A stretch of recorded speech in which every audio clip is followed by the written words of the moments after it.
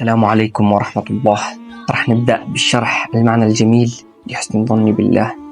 ببساطة هو أنك تخلي ظنك بالله سبحانه وتعالى في جميع حالاتك يكون جميل، وتكون متيقن أن الله سبحانه وتعالى قادر على أن ينقذك من الحالة اللي أنت فيها، قادر على أن يصبرك، قادر على أن يسعدك، قادر على أن ينقلك من حالة اليأس والحزن والضعف إلى حالة الأمل والسعادة والقوة.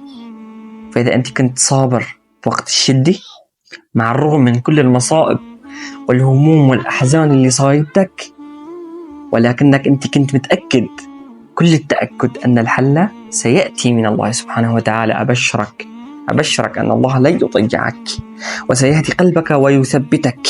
قال تعالى: ومن يؤمن بالله يهدي قلبه.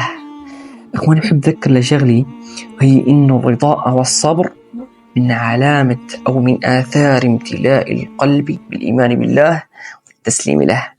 وفي النهاية أحب ذكرك ألا تغفل عن ذكر الله، لأن الله سبحانه وتعالى يحب أن يسمع صوتك، يحب أن يسمع صوت عبده المؤمن. طبعا لهون بيكون وصلنا لنهاية الفيديو. حط لايك للفيديو واشترك في القناة، لأن هالشي بيساعد في انتشار الفيديو. وإذا بدكم جزء ثالث يا ريت تكتبوا لنا في التعليقات. السلام عليكم.